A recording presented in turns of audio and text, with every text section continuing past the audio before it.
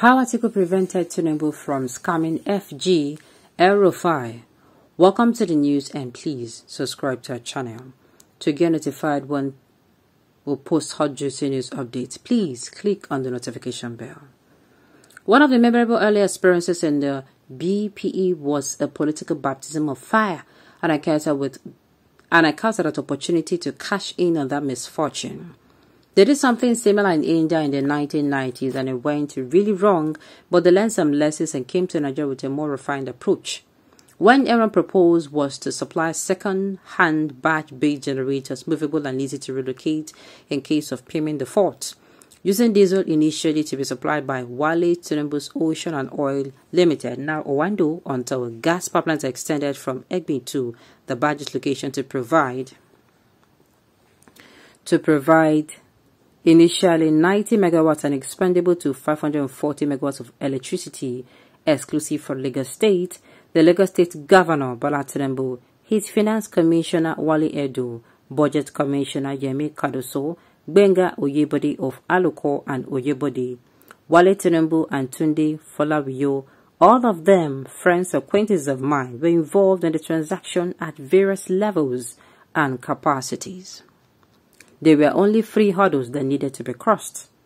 First was the legal reality of the time that only federally owned National Electricity Power Authority (NEPA) could buy, transmit and distribute power, so the cooperation of the federal government was needed.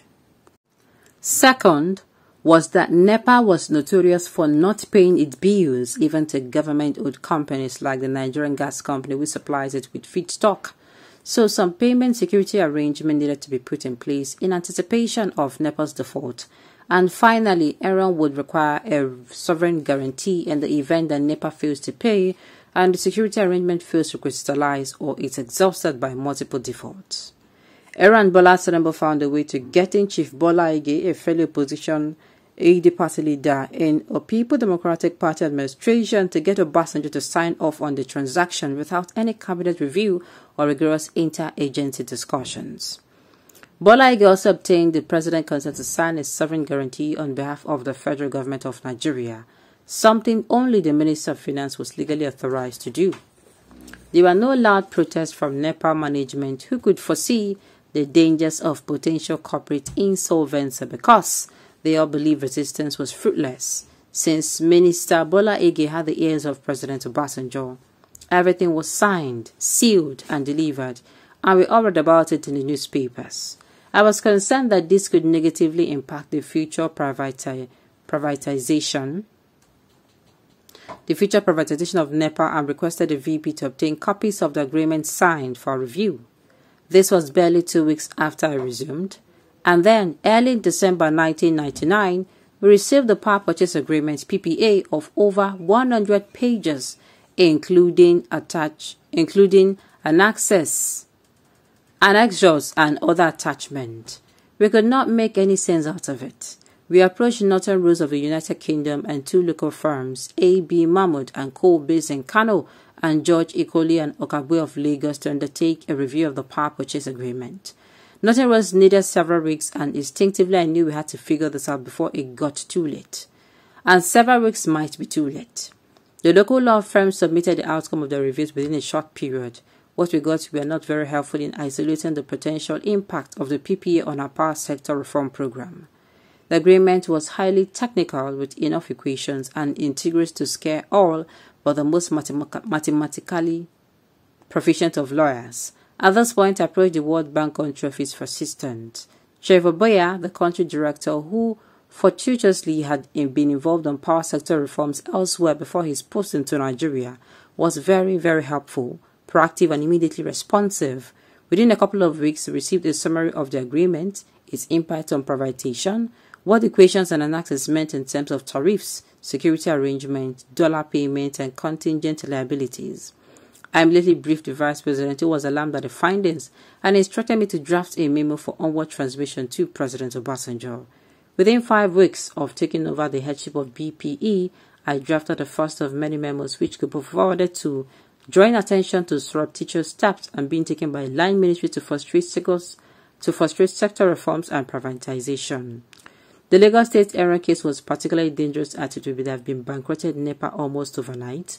The president immediately put the transaction on hold and commended the vice president for briefing him on the application of the deal. The vice president set up a ministerial committee chaired by the Minister of State Danjo Magoji with BPE, the Federal Minister of Finance, and the Lagos State government, represented as members to review the agreement. Aaron immediately had Good Works International, the global advisory firm, co-founder the former U.S. ambassador to the UN, Andrew Young, to influence the outcome of the review, while Bola Ige and some sections of a Southwest media got busy attacking me, the vice president, and the BPE for depriving Lagos and Yoruba people of steady electricity. We declined to respond, focusing on fixing what we saw as a potential stumbling block to reforming and privatizing our electricity supply industry. I am glad we truncated the original deal, but even the better arrangement, which reduced tariff from 8.5 cents per kilowatt hour to just 1 cent a kilowatt hour, ended up placing huge financial burdens on NEPA years into the future. And the undertaking we extracted from Lagos State to share part of the burden was subsequently challenged, caught, and remained in dispute until we left office. My error experience was an education of sort. I learned many lessons that dispelled my naivety. Well-informed and trusted friends put pressure on me to look the other way because they were advisors or consultants to enroll or were potential beneficiaries in the transaction. My explanation and passionate representation that the transaction was inimical to national interest negatively impacts the long-term viability of NEPA and threatened the reforms of the electricity industry were neither nor relevant to their position. I saw starkly how government officials were willing to prevent the interest of a country to impress foreigners or obtain preferences for those they thought were the king's men. It was an early sobering experience and an appreciation of the reigning dictum of everyone for himself and no one for the country. It is getting really, really hot. Even Elrufai that came out just a few moments ago and said, oh, nothing governor should support, that Tinubu supported Shehu Shagari, that nothing governor should also queue behind Tinubu, is now telling us this. Now I see the reason why there was this, there was this very long, should I say grief, very wrong, this misunderstanding between the Lagos State government and the federal government. The truth to keep unfolding, Nigerians, this truth, we must know it and we must get it right this time around. Okay, Tinubu's payback has been reserved for the last Jonathan nemesis about to strike him. Okay.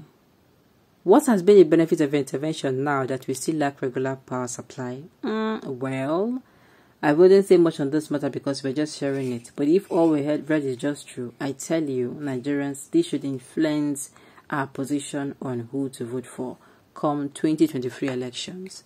I leave now to that. Okay, on this note, you have come to the end of the news. We say thank you for tuning in to listen. Until I come your way next time, enjoy the rest of your day.